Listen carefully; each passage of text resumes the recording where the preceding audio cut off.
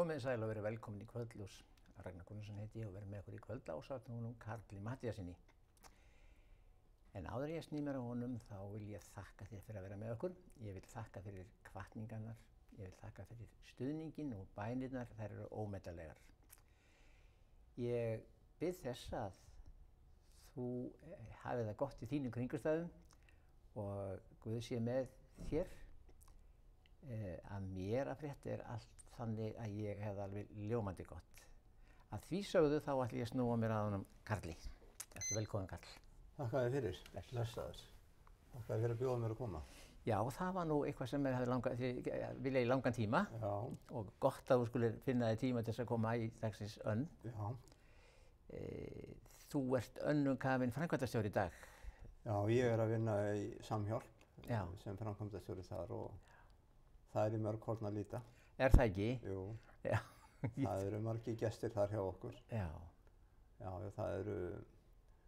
það eru í nótt sváfu tæplega 100 manns í rúmum sem að Samhjálp bjóðum, það má segja það sko, Já. á ýmsum stöðum. Já. Þið eru með svona eftir meðferðarheimili eða áfangaheimili, hvort heitir þetta? Já, áfangaheimili. Þetta er svona áfangi í lífinu. Já, áfangi í lífinu. Já. Eftir að vera búin að vera í meðferð upp í Hlaðgerðarkoti. Já. Já. Og svo erum við líka að reka gistiskýli fyrir Reykjavíkurborg. Já. Í samvinnu og samstarfi við borgina. Já. Þið vinnir mjög vel með borginni. Já, það hefur gengið bara mjög vel, það samstarf. Já. Mjög vel og verið svona líka hluti af köllun Samhjálpar. Já. Að vera á þessum akri sko, þar sem að við erum að þjóna fyrir borgarbúa. Já. Er þetta ekki afmælisár? Nú eru 40 ár frá því Samhjálpar stofnuð. Já. Og afmælisdagurinn er sko 31. janúar. Já, síðastliðin þá. Síðastliðin. Já. Þá er akkurat 40 ár frá því að Samhjálpar stofnuð. Hún hafði náttúrulega smá aðdraganda sko á því. Já. Við hvað miðið þið? Ekki með að þegar Georg Viðar að fara í bílskúrnum, er það? Nei, hann náttúrulega á stóran þátt í þessu. Já.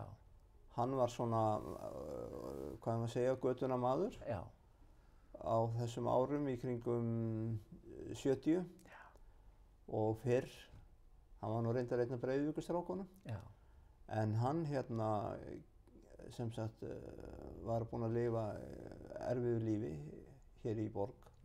Fór til Svíþjóðar. Þar kynnist hann konu. Svona, ég vona ég sé að fara nokkuð rétt með sko. Já, við skulum heldur ekkert fara neitt of djúpt í þetta. Nei, en sem að í gegnum þessa konu þá kynnist hann Jesú Kristi. Já.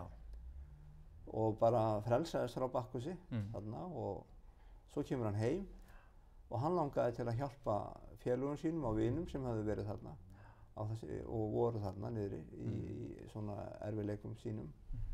Og hann fekk lánaðan bílskúr hjá Steingrími fisksala á Sogaveginum og hans góðu konu Kristínu.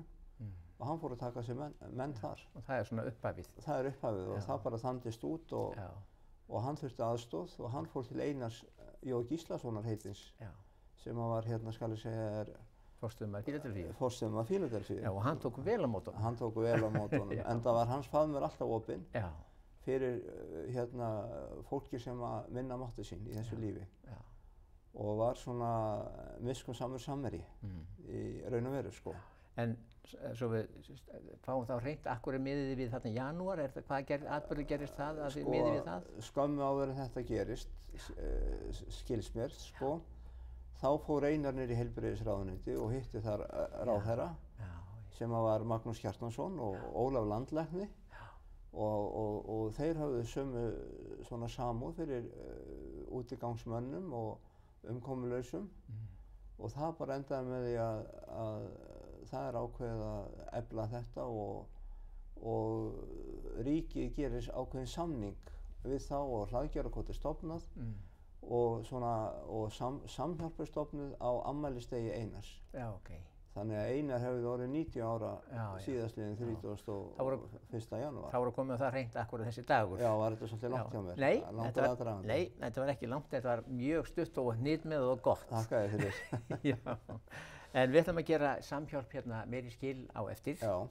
Við ætlum aðeins að fá að kynnast hér, Karl. Já. Sko, þú komst hérna fyrir mörgum árum síðan, þá varstu bara prestur.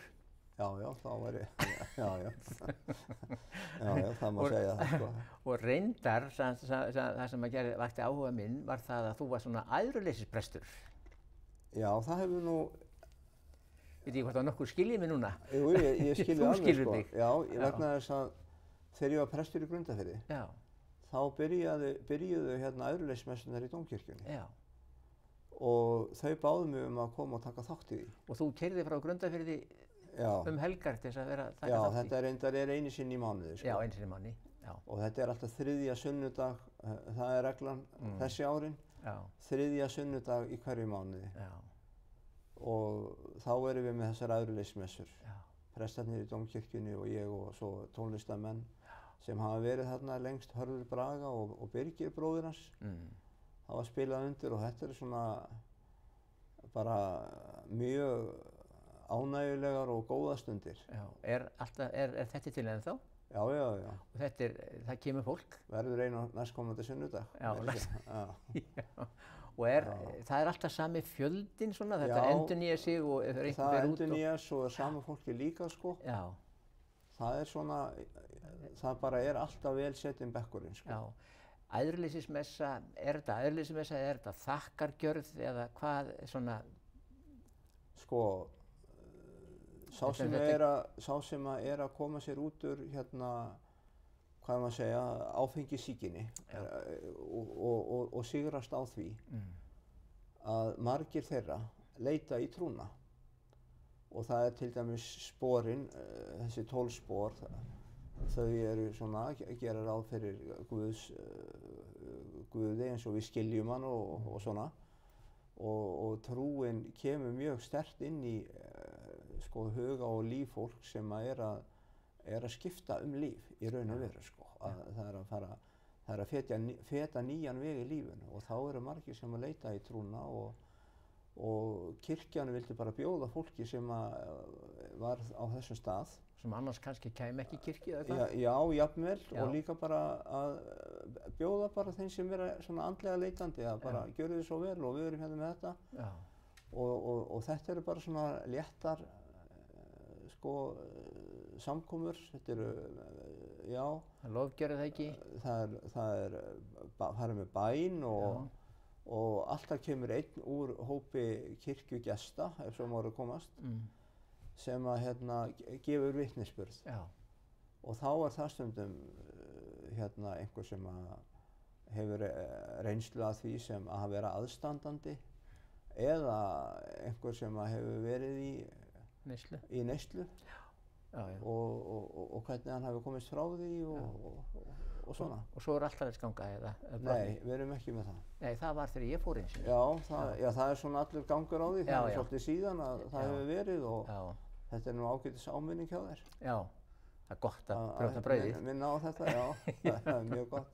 Já. Herðu, þá eru búin að koma því til skil að þú sett framkvæmdastjóri og svo varstu prestur og það allt saman. En einu sinni varstu mjög ungur, bara nýfæddur. Já, einu sinni var ég nýfæddur og ég fæddist á Akureyri. Ég bara fyrir 60 árum. Já. Já, þetta magnað. Þetta magnað? Já. Hvað gerist fyrstu 10 árin? Þá var ég hjá pabba og mömmu og... Á Akureyri? Nei, þau fluttu fljótt suður. Okay. Og það var nú svona húsnæðisleysi á þessum tíma í borginni. Já. Og við áttum meðal annars heima í Bragga á tímabili. Það var mikið reynsla. Hvar var það? Það var í Kópavoginum. Það var enda Braggi sem hafði verið fluttur úr Reykjavík. Já, það hlýtur að vera. Í Kópavogin. Það var aldrei kampur í Kópavogin. Nei. Og pabbi byggði hús þarna og svona og við fluttum í það. En síðan fluttum við til Húsavíkur þegar ég var 10 ára gamall. Já. Og pabbi var kennari á Húsavík, handavinnukennari. Og mamma húsmóðir heimilisins, við vorum nú þá orðin 5 systkinin. Þannig að það var nóg að gera hjá henni líka. Já. Var þetta kristið heimili? Já, svona, bæði og, sko. Pabbi var nú ekkert ákafamaður í kristninni, hann var frekar svona, hann var svona gagnrýninn á kirkjuna. Já. En ég upplifði nú þó trú í honum, sko. Já. Það var svona, man ég einhverjum eftir miklu mómenti og sterkur, sko, þegar þegar hérna mamma slasaðist og var bara vartuga líf og hérna pabbi hann smalaði okkur krökkunum saman inn í herbyggi og bara bað Guð að hún myndi lifa. Sko, og hann var bænheyrður. Já. En hann ging henni trúnni eftir það að hafa fengið bænasvar? Já, allavega var hann bænheyrður þarna og hann lifði svona, hann var nú oft mjög andlegur sko. Já. Mamma þín, hún hefur verið andlegri? Já, svona, já, svona, en ekkert að flagga þessu, bara fólk var að gera. Fólk var ekkert að flagga þessu þannig að daga. Nei. En hvað gerist? Það er líka oft erfitt að tala svona aðra því að sko, maður veit ekkert nákvæmlega með annað fólk sko. Nei, en nú ertu búin að koma til skila. Jafnvel þó að séu foreldrar manns. Já, og það er bara þannig sko að svona trúmálin hefur verið þannig að hér á Íslandi, svona minnst að hérna áður fyrr, þá er þetta bara einkamál. Já, ég hef mína trú, segir fólk oft og svona. Já, ég hef mína trú og ég ætla að biðja að vera ekkert að tala neitt hana eða gera lítið úr henni eða gera nokkuð saman og ég tek bara undir það. Við gerum bara, þetta er bara þannig. Já, þetta er svona mörgum helgur bara það sem er mörgum fyrir, helgt og það er allt í lagi með það. Ekkert með það. Ég fór í sveit líka. Já. Þegar ég var 10 ára. Þá fór ég í sveit á bæ sem heitir Svæði og fyrir ofan Dalvík. Og þar bjó, skal ég segja þér, hálfsystir hans afa míns, sem Unnur hét, Sigurðardóttir með bónda sínum, Guðjóni Sigurðarsyni. Og langamma, sem var móðir Unnar, systur hans afa. Hún bjó þarna líka og var orðin nírætt, hún var orðin blind og ég var þarna bara lítill strákur og var látin sofa í rúminu hjá langömmu sem var bara yndislegt því að hún var svo góð. En hún var alltaf að fara með bænir, alltaf áður en við fórum að sofa og syngdi yfir mig og svona og það var, hún var endalaust að fara með bænirnar og hún var svo glöð. Og það var svo mikið, sko heimilið þetta var svona mjög, í minningu var þetta mjög svona trúarinnar heimili. Og kærleiksheimili. Já. Og þessi bara hlýja og elska, sko. Þarna hefur hún aldrei fengið sáð korn í því. Já, ég gerði það, sko. Og ég held að það hafi bara alltaf búið í mér, sko. Já. Og svona í minningunni er þetta svona bara eins og einhver ljómahöll. Já. Þarna, þar sem þau voru, þetta fólk. Unnur og Guðjón maðurinn hennar og Ingibjörg Sigurðardóttir langamma mín. Já. Það var þessi sterka trú sko sem var þarna og hún hafði nú gengið í gegnum margt hún langamma sko, mist menn og mist hún fyrri manni sinn og þá var hún búin að eignast nokkuð börn, gekk með tvíbura og þetta var mjög erfitt líf. En trúin alltaf kjarninn. Já, og það sem ég hugsaði oft hana sko, hvernig getur hún verið svona glöð? Af hverju býr þessi gleði í ömmu minni og svona með húmor og alls konar. Og æðruleysi. Já, húmor og æðruleysi og alls konar sko, bara svona jákvætt sko. Og hérna, ég tengdi að trúin væri svona þáttur í því. Já. Það var. Þú hefur séð það væri eðlilegt að vera trúaður þarna. Já, og bara. Og verulegur ávinningur að því. Já, það má bara orða það þannig sko. Það var náttúrulega, já. Og þessi náttúrulega fylgdi reglusemi og svona bindindisemi. Kærleiksríkur agi. Já. Samt mann ég aldrei eftir sko einhverju svona agadæmi. Vegna þess að maður gekk bara inn í þetta. Já, það er af því hann er kærleiksríkur. Já, ég er ekki að tala heraga, það er bara svo mikið misskilningur. Ægi þarf ekki að vera heragi, sko. Hann getur verið kærleiksríkur eins og þú voru að lýsa. Já. Þarna ertu í 3 sumur eða eitthvað svoleiðis eða hvað? Þarna var ég í 4 sumur á minnsta kosti. Já. Og þetta voru bara góða stundir, sko. Endurnæring. Og lærði svo ýmislegt til verka, sækja kýrnar og mjólka og þarna var heyskapur, við notuðum hrífur til að snúa heyi og allt þetta. Bara eins og í gamla daga. Bara eins og í gamla daga. Þau voru náttúrulega fædd aldamótin, hjónin sem ég var hjá. Já. Þannig að þau voru svona Já. að því leytinu forn í sér. Já, já. Hvað gerir svo í framhaldi svona? Þú ferð náttúrulega í skóla og menntaskóla eða hvað? Já, þegar við fórum að vera eldri krakkarnir og svona framhaldsskólatími fyrir að koma, þá flytti pappa og mamma aftur suðurs. Og Út af því þá, til þess að því Já, getið? það átti nú sinn þátt í því, sko. Já, já. Svo verður ekki verið að senda okkur í burtu bara af heimilinu. Einmitt. Og ég fór fór reyndar í landspróf hérna í Austurbæjarskólanum, sem núna Vörðuskóli. Já. Og þaðan fór ég í menntaskólann í Reykjavík. Það var svona, já. Hvað gerist á þessum árum? Þetta erfið ár, táningsárin og allt saman? Já, þau voru erfið og þau voru erfið, ég var nú ekki að segja það. Nei, þau voru erfið, sko, þarna, því að bara þegar þú varst að segja þetta, bara fór ég alltaf inn að hugsa, sko, þarna, sko, þegar ég var í fyrsta bekk í menntaskólanum, þá var bróðir minn fyrir bíl, 7 ára gamall, sem að dó, og það var náttúrulega alveg gríðarlega mikil sorg og erfiðleikar fyrir náttúrulega alla fjölskylduna. Já. Og þar skipti nú máli að geta beðið Guð um styrk og vera með, leiða mig í sorginni, sko. En svo þarna ég í menntaskóla og svo líða þarna árin náttúrulega. Og já, ég var nú svona, það má ég eiginlega segja að síðan svona tekur við þegar ég fer að vera svona í menntaskólanum, þá fer maður náttúrulega að djamma og út á lífið. Hið ljúfa líf togaði? Hið ljúfa líf togaði og ég hugsa oft um það eftir á, sko, hvað þetta var skrítið að ég fór að falla á prófum og svona, að ég tengdi það ekki við að ég væri að lifa í óreglu, sko. Nei. Ég einhvern veginn bara sá það ekki. Það mikil blinda sem fylgir Bakkusi. Já, það var alveg magnað, sko. Og samt, sko, var þetta bara niður á við einhvern veginn, sko. Að eins og sagt er, sko, ég var ekkert að meika það. Nei. Ha. Varstu þá að finna þá einhver aðra sökudólka eða bara kosti ekki auga á þetta? Varstu bara að samtvinna þessu eða hvað? Ég veit ekki hvernig ég á nú að svona, en ég hugsa, sko, það var nú voðalega mikið svona gerjun í samfélaginu á þessum tíma, sko. Þetta var 68 tíminn og allt þetta, sko.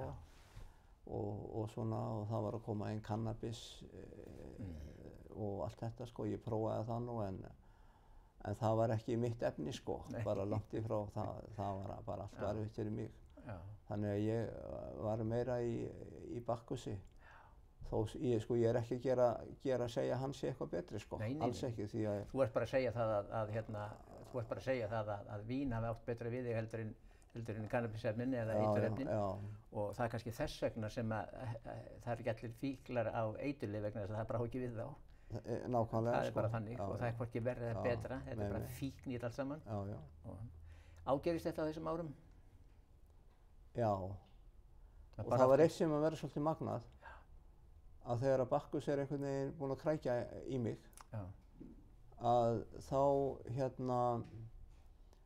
getur maður ekki hugsað sér lífið eins og til dæmis bara helgarnar öðruvísi en að detta í það, sko.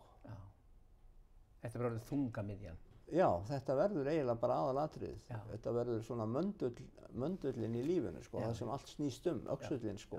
Þó það sé verið að gera, vinna eða læra eða eitthvað svoleiðis. Já, en þá horfir maður alltaf þangað. Já. Það er svoleiðis, sko. Það er lítið frelsi í því. Já, það er það, sko. En það sem er að meðan þetta varir, þá eru mjög margir sem að upplifa það að þetta sé frelsið. Já. Skilur við, að lífið bara sé, að þetta sé lífið. Bara eins og til dæmis, sko, maður sem að kemur á bar og þar er allt svona ljómað og uppljómað, litir og allt fallegt, ljós og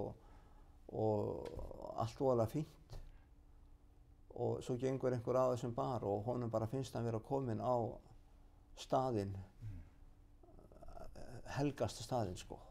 Og þá þetta bara orðið svona eins og altari í raun og veru þar sem tilbeiðslan til Bakkusar fer fram. Já. Og þú lítur þannig á það? Já, mér finnst þetta stundum svona sko, af því að sumum þetta svo rosalegt mál. Já. Og þetta alveg eins með önnur fíkniefni, hvort sem það alkohól eða kannabis eða kókaín, sko, röndin á speglinum og sumum finnst þetta að vera bara dýrðarljómi lífsins. Já. Þetta eiginlega verið að dýrka þarna bara hjá Guð. Já, ég meina, það náttúrulega Díónísus var vínguðinn hjá Grikkjum og Bakkus hjá Rómverjum held ég. Jú, og þetta tengist átrúnaði. Af hverju heitir þetta vínandi? Já. Þetta umhugsunarefni sko. Þetta bara hjá Guð dýrkun. Heyrðu, ég ætlum aðeins að draga andan núna. Já. Við erum búin með fyrsta hlutan. Nú, já. Já, þetta fljótt að líða. Já, ok. En við ætlum að fá lofgjörð og svo komum við aftur.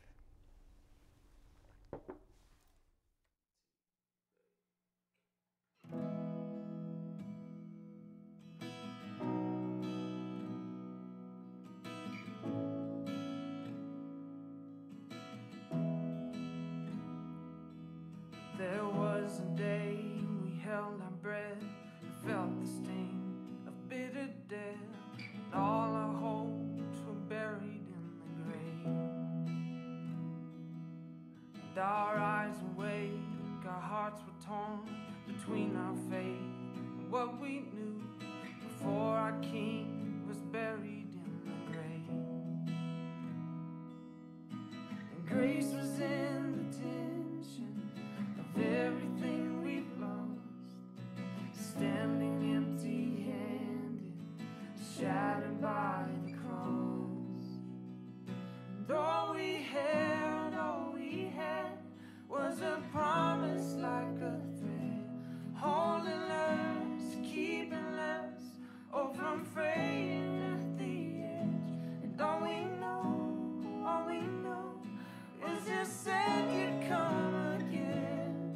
You rose up from the dead.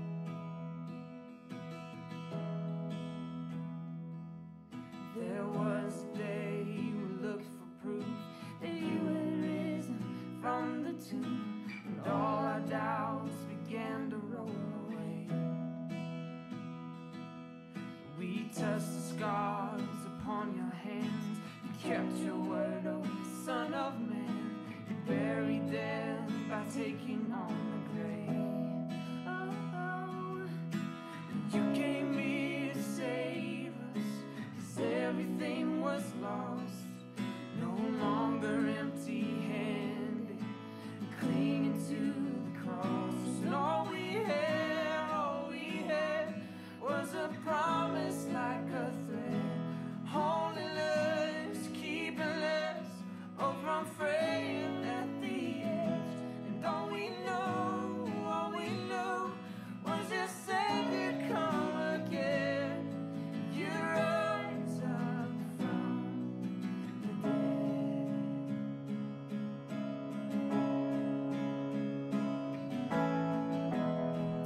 Komið sæl aftur. Ljósragnar heiti ég, hann Karl. Og það var nú svona, já, það getur meira sagt það að Bakkus hafi verið farin að búinn að grækja í því með krumlunum þannig að þegar við skildum við síðast. Já, það alveg rétt. Hvort sem að þú hefur alveg tekið eftir því sjálfur eða hvað. Já, kannski var ég farin að hugsa eitthvað það. Já. En þetta er bara tvítugur eitthvað lýs. Já, og Já, í kringu það. Já, þróast bara þannig, sko. Já. Og það má eiginlega segja, sko, eins og ég verið að segja, sko, að maður hugsaði mikið til helgana. Já. Bara að detta í það og fara að djamma og svona, sko, og þetta væri bara lífið. Já. En það náttúrulega var í raun og veru eyðileggjandi og líka, sko, bara þetta var dýrt og maður var ekkert að eignast neitt eða koma sér inn í neitt, sko. Nei. Þannig að þetta var svona það sem við myndum kalla bara anti-life á margan hátt. Þó svo að segja kalla að lifa inn í ljóa lífi. Já, nákvæmlega sko. Já. En hérna, já, þetta er bara, en það er svo magnað hvað fólk sér það ekki. Nei. Hvernig menn verða bara einhvern veginn bara haldnir þessu eða bara teknir. Já. Eins og stundum er sagt sko. Þannig stundum talað að í ritningunni að maður sé haldinn illum anda. Já. Og það, sko, það má kannski líka þessu við það sko. Já. Að þú ert ekki að ráða ferðinni sjálfur. Nei. En samt heldur það að þú sért að því sko. Já. Og þetta er bara niður á við. Ef ég væri spurður að því í dag sko, hverja telur þú vera mestu hættur í samfélaginu og eitthvað svona og fyrir íslenska þjóð eða bara heiminn, ég myndi segja fíkniefni og vímuefni. Það er alveg sko bara, hérna, er ég ákafur hjá þér hérna? Nei. Nei, það sem ég er að sko segja, sko, maður bara hlustar á fréttirnar helgar og svona. Já. Vesenið og erfiðleikarnir og svona. Og þetta er svo oft tengt þessu. Þetta er engin... Ofbeldi og... Fangelsin er full af mönnum sem eru það vegna þess að þeir eru með vímuefnavanda. Já. Spítalinn er fullar af fólki sem er vegna þess að þeir eru með vímuefnavanda. Þetta er allt fullt af því og svona það bætist náttúrulega sígaretna við. Alls konar vandræði sem hafa hlotist af þessu. Þetta er þvílíkt stórt mál. Það er engin tilviljun að þessi þjóð okkar, hún samþykkti fyrir einni öld að áfengi mætti ekki vera neysluvara hérna. Já, okay. Þá komu svo kvöldur bannár. Og það hefði gert mikið grín af því sko, hvað það hafi nú verið heimskulegt að hafa þessi bannár. En ef að menn skoða nú hérna sögur annara en hérna bruggara og svo framvegis á þessum tíma, þá sjá menn að það var lítið að gera hjá lögreglunni og miklu minna hjá fátækranefndinni, sem hét Fátækranefnd Reykjavíkur ef ég maður rétt. Eða svona var eitthvað svoleiðis, batteri í gangi sko. En svo fer þetta að vaksa þegar neyslan kemur. Auðvitað er ekki að segja að þetta sé einhlítt, en þetta helst oft í hendur sko. Já. Og hvað er búið að ganga á? Hvað er búið að ganga á í einu landi þegar þjóðin tekur þá ákvörðun að bara, vín er ekki leyft hér. Það er ekkert bara gert svona bara út í bláinn, það er forsaga á málinu. Og það eru hörmungar. Það eru mikla hörmungar og sorg sem hefur hlotist af bakkusi. Já, og er það ennþá og snerti hvert einasta heimili í landinu, einhvern hátt. Já, mjög marga sko. Höldum áfram með þig, þannig þú orðin svona, hvað varstu ykkur í sambúð eða eitthvað svoleiðis á þessum sama tíma? Já, það var nú kannski ekkert að svona sem orður að gerandi sko. Ég myndi segja sko, við erum ekkert að ræða það neitt. Nei. En þá ræðum við það ekki neitt. Nei, það sem ég er að segja er það sko að þegar ég er búinn með stúdentsprófið og ég tók það sko í raun og veru 22 ára eða 21, allavega sko hefði ég átt að vera 2 árum skemur og það var svo sem ekkert óeðlilegt að taka þetta nám á 5 árum. Sko það er svona alveg innan marka, þannig séð sko. Og að því ég var að segja frá sem kom fyrir með bróður minn og allt þetta og þetta var mjög erfiður tími. En að vera 2 árum og seitt, þá ég skrifaði sko annað árið bara algjörlega á hérna óregluna og svo bara þróast þetta. En eftir stúdentsprófið fór ég í guðfræðideildina og það bjó alltaf í mér sko frá æskunardögum, sérstaklega þarna úr sveitinni og allan kærleika sem ég hafði fengið þar. Og svo hafði náttúrulega lífsreynsla mín, var hún svona hvatning til þess líka að ég færi í guðfræðideildina. Þó ég væri í þessari neyslu, sko, þá var þetta þannig, sko. Já, sem sýnir bara hvaða blind er í gangi. Já, en ég dvaldi þar stutt við. Og af hverju? Þegar ég horfi tilbaka, sko, þá tengi ég það mjög mikið Bakkusi. Svo fór ég á sjóinn og svo fór ég aftur í guðfræðideildina og svo fór ég aftur á sjóinn. En svo eftir það, sko, þá kynntist ég konunni minni. Og ég sem er kona mín í dag. Og ég svona hugsaði bara hvernig á líf þetta að vera. Og ég lagði saman 2 og 2 og fékk út 4. Og ég hugsaði, sko, það þýðir ekkert fyrir þig að vera drykkjumaður. Og ég var farin að tengja vandræði lífs míns við neysluna. Ég var farin að sjá, jú, kannski, kannski, já, einmitt, kannski ættur eitthvað að breyta þessu og svona, og auðvitað var ég búinn að gera margar tilraunir til að breyta þessu og laga þetta og allt þetta. En ég fór á Silungapoll sem þá var, 79, og var þar í 10 daga. Og það svona hreyfði svolítið við mér. Þar sá ég náttúrulega mjög mikið. Var það afvötnun þá eða hvað? Já, það var svona bara eins og Vogur í dag. Já. Og kannski já, það var í raun og veru þannig, sko, ef ég man það rétt. Já, já. Og þaðan var mér boðið að fara á Sogn, en ég þáði það ekki. Nei. En þetta svona skánaði eitthvað hjá mér og var mikið betra og allavega nóg til þess að kona mín vildi giftast mér. Já. Samt var ég ekkert að fara í meðferðin út af því, sko. Nei. Ég held að hún hefði ekkert, hún var ung og svona yngri og áttaði sig ekki alveg á alkohólismanum, sko. En enga síður þá bara var þetta svona og munstrið breyttist og ég fór í 3. sinn í guðfræðideildina og það byrjaði bara að ganga mjög vel, skilurðu, og ég gat alveg þangað til að 4 ár voru, 3,5 til 4 ár voru liðin. Þá var þetta allt komið í klessu, sko. Já, komið á sama stað. Komið á sama stað og bara ennþá verra, sko. Já. Og það var bara, þá var ég að missa allt, heimilið mitt, kona mína og bara lífið, sko. Já. Þá fór ég fór ég bara í meðferð, 33A, byrjaði þar. Já. Og þaðan fór ég inn á Vog og svo fór ég á Sogn sem var þá eftir meðferð hjá SÁA, sko. Já. Og síðan hefur þetta bara verið upp á við. Og það hefur haldið? Já, ég gat klárað námið mitt og vígðist sem prestur. Já, bara fljótlega eftir það. Já, og gaman að segja það, sko. Ég vona þetta virki sem ég sé að monta mig, en ég hef ekkert smakkað vín síðan, sko. Nei, nei. Ég er bara mjög þakkláttur fyrir það. Þú ert ekkert að monta þig, en það er spurning hvort við séum ekki ánægðir með það. Já, mjög. Ég er aðalega mjög þakkláttur fyrir það. Já. Af því ég veit hvað þetta er skuggan. Það er ekki alveg sjálfgefið að það heppnist að fara í fyrstu meðferðina. Það er ekki alveg sjálfgefið.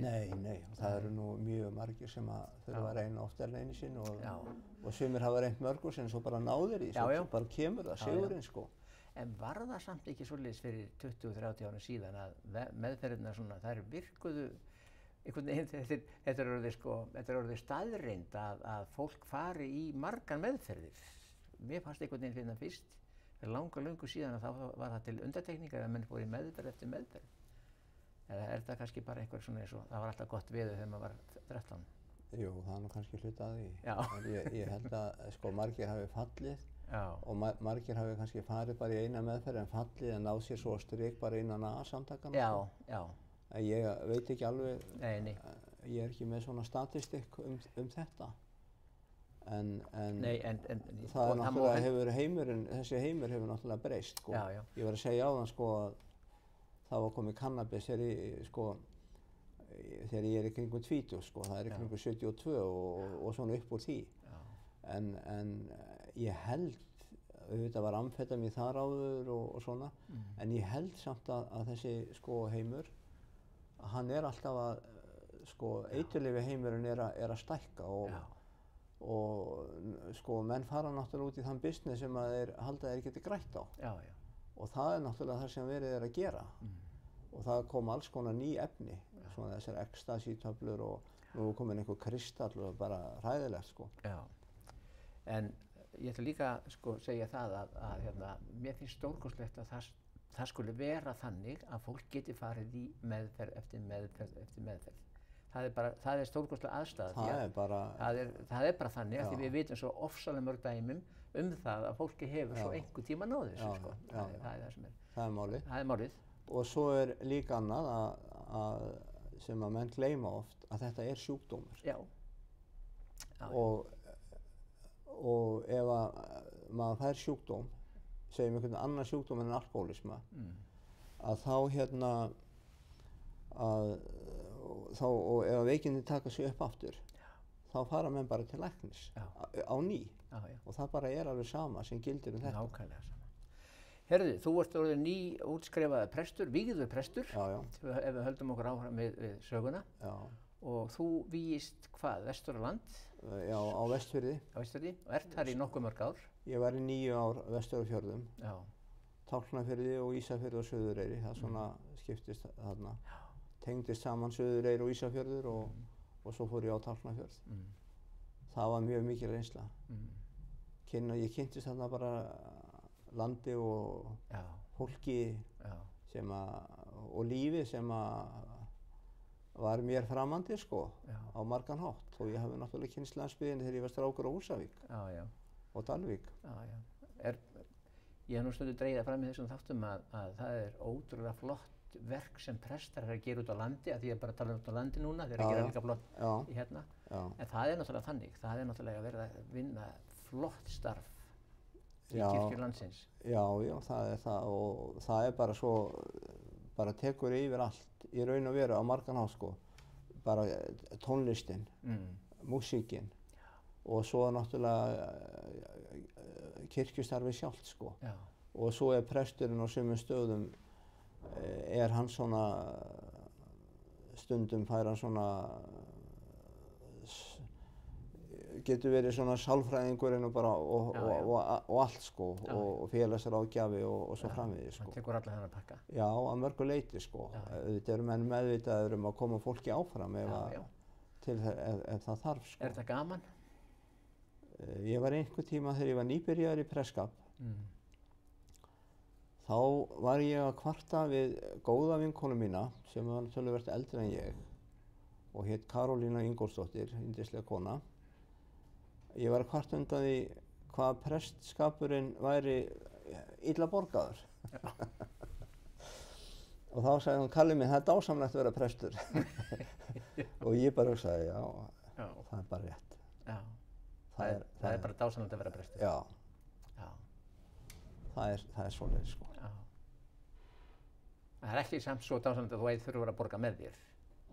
Nei, að sjálfsögðu, sko, en enga síður, sko. Hún var náttúrulega svona af gamla skólanum og allt þetta og hugsaði þetta öðruvísi, en auðvitað þarf hver maður að geta séð fyrir sinni fjölskyldu. Já, og ekkert sniðugt annað. En þú myndir nú ekki blómstra eða þú fengir ekki neitt. Nei. Svo ferðu í, Grundarfjörð, þú ert þar einhver ár? Já. Og þar hafði ég nú reyndar byrjaði að búa með konu minni. Já. Starfaði þar sem kennari þá, sko. Það var áður ég fór í guðfræðideildina. Já. Og það var svolítið skemmtileg saga að það vantaði mann á togaran Runolf, einn túr, og Runni, skipstjóri, kom niður á netaverkstæði þar sem ég var að vinna. Þetta var yfir sumari, sko, það var ekki kennsla í skólanum. Og það var kastað pening upp á milli mín og annars, hvor fengi að fara túrinn. Og ég fekk að fara túrinn. Og við vorum komin í land bara eftir örfáa daga með fullt skipið. Og það var svo, ég fekk svo mikið kaup að þá sagði konan, jæja, nú höfum við bara fyrir húsaleigu fram á áramótum ef við flytjum í bæinn og þú fyrir að læra. Þannig axlaðist það, sko. Svo þetta verið hann á himnum? Þetta verið sannlega verið hann á himnum? Já, þetta var hann á himnum. Alveg bara, ég vona það. Já.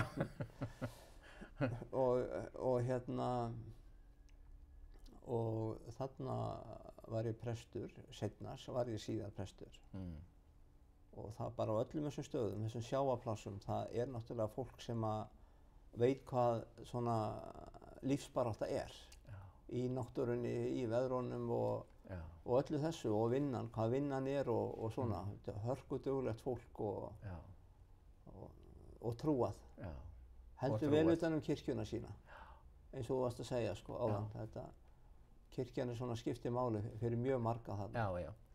Og mér finnst bara allt og lítið gert úr því að draga þetta fram, skilur þú veist að hvað þetta stór hluti. Ég var með prest einhvern tímann í fyrra og hún taldi upp hvað hann var að gera, það var alveg ótrúlegt sko, og bara, en við leifum einhverju niðursöflum að tala endalaust það, allar ávirðingar sem að kirkjan lendir í, en það ekki verið að tala hvað hún að gera góða hluti. Já, og það rétt sko, líka vegna þess að margir meta ekki, sko, til dæmis bara tökum sama sem dæmi sko bænahóp. Já. Ég stofnaði bænahóp karla og við vorum með hann nokkur skeið sko, það reyndar eftir ég kom suður í Guðríðarkirkju sko. Já. Þar sem að sko, og fólk, já, hvað það? Og svo fer ég að útskýra það. Og þá sér fólk hvað svona lítið samfélag í raun og veru mikilvægt. Já. Eða svo kallaðir bara mömmumotnar, foreldramotnar og svona, og þetta allt gert svona í skjóli kirkjunar. Og mjög margt sem við vorum að tala og svona minnast á. Já. En að því það ekki eitthvað svona húlum hæ eða eitthvað? Já, þá og engin skandall? Já, og ekki læti í kringu það eða fer ekki hátt, þá einhvern veginn. Já. Og það náttúrulega staðreynd, skilur þú veist, ef það ekki bomba, þá það ekki fréttir. Já, það nú oft mikið þannig. Já, það ekki eitthvað góða fréttir, einhvað fréttir. Nei. Það sem Já.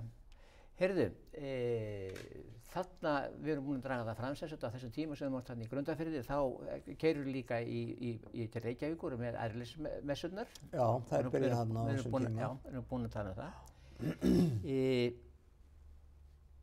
Ég að velta fyrir mér, sko, hvað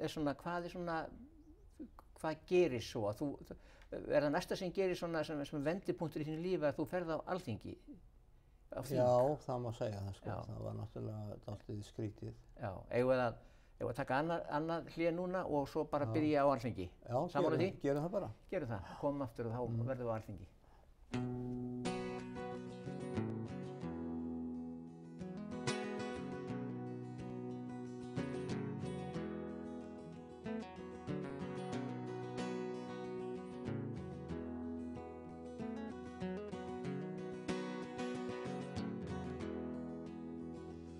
I said, oh great mammon, form and function, careless consumerist consumption, dangerous dysfunction, disguised as expensive taste. I'm a people disgraced by what I claim I need and what I want to waste. I take no account for nothing if it's not mine.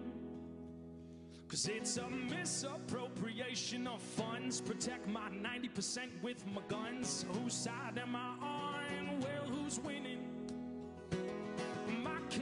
Built with the blood of slaves, orphans, widows, and homeless graves. I sold their souls just to build my private mansion. Some people say that my time is coming. Kingdom come is the justice running down, down, down on me. 'Cause I'm a poor child, I'm a lost son. I refuse to give my love to anyone. Fight for the truth or help the weaker ones, because I love my Babylon. I am a slave, I was never free. I betrayed you for blood money. You know I bought the world, all its vanity. When oh my Lord, I'm your enemy.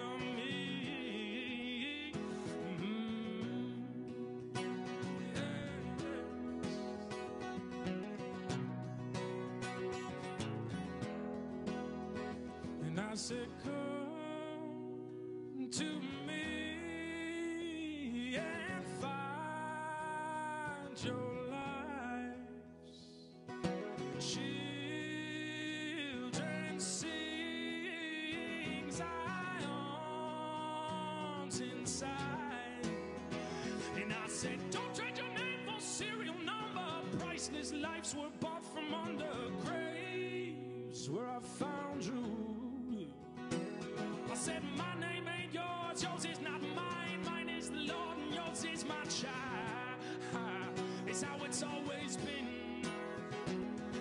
It's time to make a change, leave your homes, give to the poor, all at your own, lose your life so that you could find it. First to be last when the true will come, live it like a humble fool to overcome this upside down wisdom of a dying world. I said Sæl aftur, Ragnar heiti ég og hann hérna hjá mér hann Karl, þú ert að horfa á Kvöldljós. Karl, þú ert komin á Alþingi. Já. Hvernig ósköpun stóð á því að svona andlega sinnaði maður eftir allt í henni að panna að vera? Er það partur af hugsjóninni eða eitthvað svoleiðis eða hvað? Já, það er þannig sko. Já.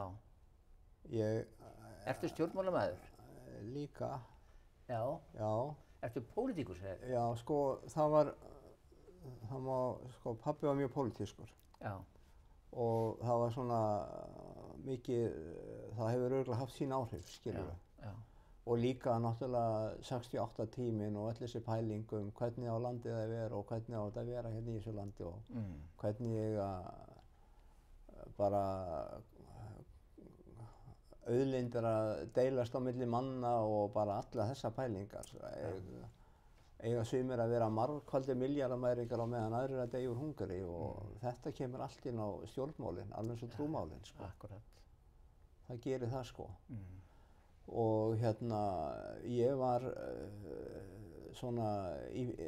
tók svona þátt í pólitík þegar ég var svona unglingur, var svona í mótmælagöngum og svo framvegis og maður hugsaði mikið um þessa hluti. Og hérna, þannig að hérna, það fylgdi mér líka sko. Ég hugsaði bara sko, hvernig á samfélagið að vera og ég kom með ákveðnar, hef mínar hugsjónir það sko. Já. Varstu þá líka í pólitík á Grundarfirði því að það er þeim árum sem að... Já, sko ég var í raun og veru ekkert mikið í það vissu allir að ég hafði verið svona, væri pólitískt þenkjandi og svona en mér fannst ég ekkert gjalda þess neitt sko, af því að ég gerði mig far það að vera ekkert að predika hérna einhverja pólitík. Ég gerði mig far að predika Jesú Krist og hann upprisinn. Þú veist, og vera góður við fólk eins og ég gæti. En hérna, síðan þegar var verið að búa til hérna nýjan stjórnmálaflokk úr 3, þá vantaði, má segja sko, kom svona uppstaða og ég fekk sæti hjá Samfylkingunni í Vestfjarðakjördæmi þar sem ég hafði verið prestur. Já. Þannig að fyrir vestan, já. Ekki Suðvesturland. Nei, og ekki á Snæfellsnesi sko. Snæfellsnesi. Nei. Þannig að það var svona í byrjun þá var ég fór ég í svona pólitískan víking þannig að kannski Grundfirðingar voru minna vari við þetta af því að ég fór vestur á Firði og svo bara sem þetta var ég varaþingmaður eftir þarna kosningarnar 99 og svo fyrir Sighvat Björgvinsson, svo hættir hann og fór í Þróunarsamvinnustofnun. Þá fórst inn? Þá kom ég inn sem þingmaður sko. Já. Og á miðju kjörtímabili? Á miðju kjörtímabili. Og svo ertu kosin aftur? Já, og reyndar hafði ég verið svona að leysta hana aðeins af áður líka, en það var svo sem ekkert mikið. Nei. En síðan sko, eftir það kjörtímabil þá sameinuðust kjördæmin og var bara 1 kjördæmi úr 3 og þá var mikil uppstokkun og ég datt út þá. Já. En þá upp úr því var ég áfengis- og vímuvarnaprestur. Já. Hvernig að vera alþingismaður? Það er bara, það er alveg rosalega svona fjölbreytt sko. Það eru mikil samskipti við fólk. Það eru margir sem hafa samband við þig, benda þér á ákveðna hluti sem betur með að fara. Svo eru aðrir sem eru bara algjörlega brjálæðir. Hefur einhver áhrif? Hefur einhver áhrif sem alþingismaður? Já, ég tel það sko að þú ert ekki þarna bara persóna non grata sko, alls ekki. Nei, en það er nú verið kvartað yfir því, sem sagt. Já, það er alveg rétt. Það er alveg rétt en samt skiptir máli að þú... Þið voru í stjórnarandstöðu? Já, við vorum í stjórnarandstöðu. Það hefur nú talað það að hún eigin verfið uppdráttar. Já, en samt var það nú þannig að þegar ég var þarna þá lagði ég fram tillögu rannsóknir á þorskeldi Já, ok. Ég var svona hugsa svolítið það sko og það sem hugsunin á baku það var að ef að menn getur verið með þorskeldi í firðinum þar sem þeir byggu þá væri ekki hægt að flytja fiskinn í burtu eða vinnuna sko eða selja það í burtu. Þá bara var þetta ekki eins og kvótan sko, þá var þetta bara á staðnum og framleiðslan bara myndi haldast á staðnum og það má segja sko að ég hafi verið svona byggðamaður og ég var líka áhugamaður hvað maður segja, bindindisemi. Ég talaði svolítið fíkniefni og áfengismálin líka. Og það var þín deild svona? Já, lét mig það varða sko. Og þannig að sko það náttúrulega ekki hægt að vera í öllu sko. Nei. En hvernig eru menn þarna? Akkur eru menn þarna inni? Þú ert búinn að útskýra fyrir okkur akkur þú fórst þarna inn.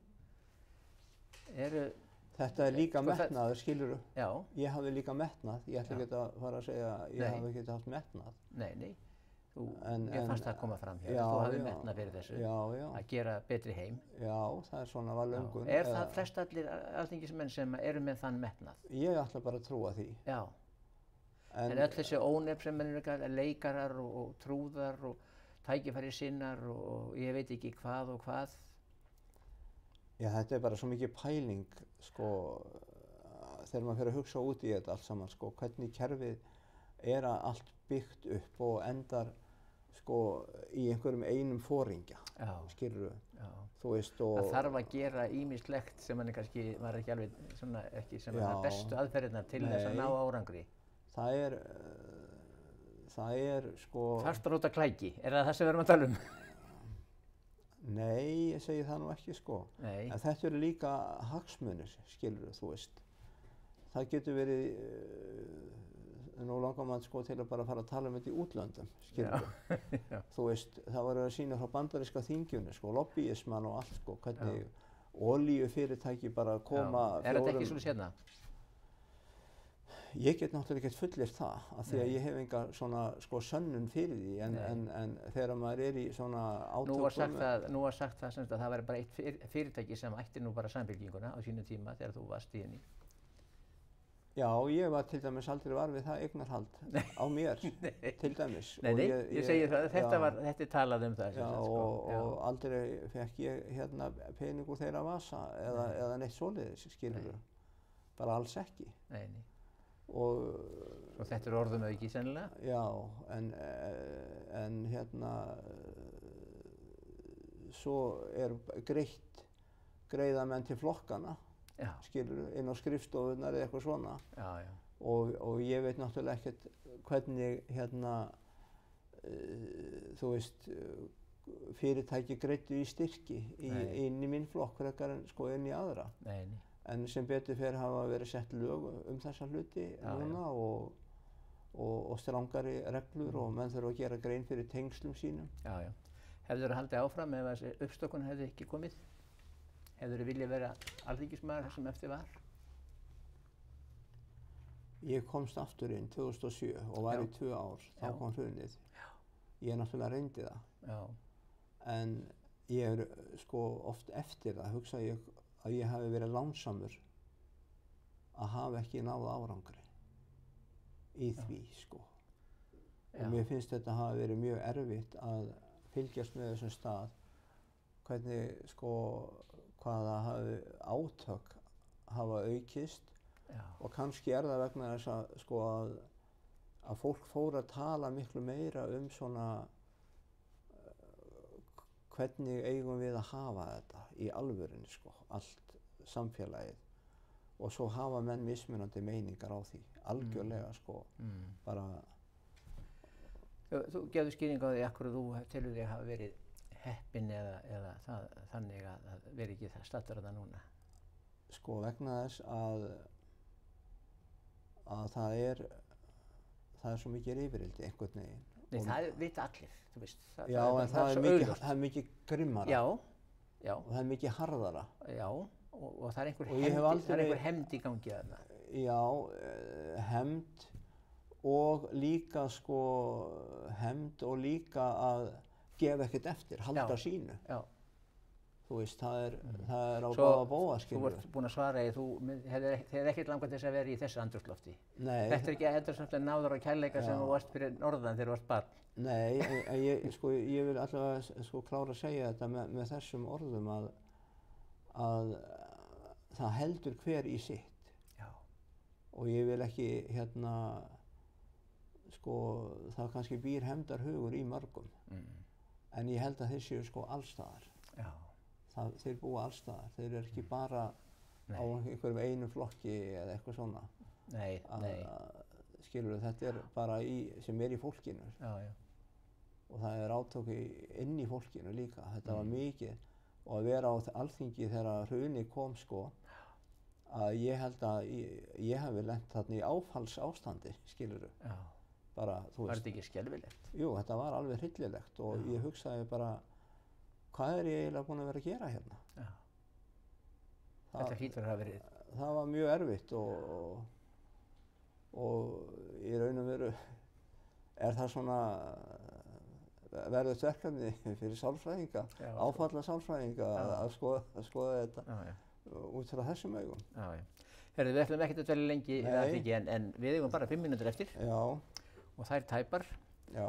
Og spurningin hvað er það sem að þú sér fyrir þér í framtíðinni? Hvað viltu gera í þínum málum?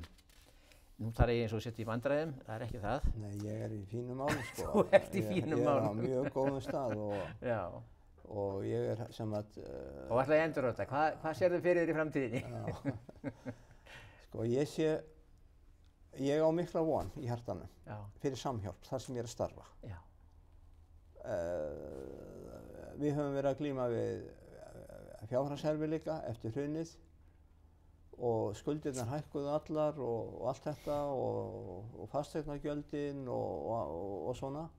Og þetta er það sem er svona glíma dagsins í dag. Já, það er að fást við peninga sem þið ættið ekki verið að fást við. Það er nóg annað verkefni náttúrulega að bjarga sálum. Í raun og veru, en það þarf að vera olía á vélinni til að geta siglt skipinu. Ertu þá er starfið þá mikið í stjórnun og í þessum málum?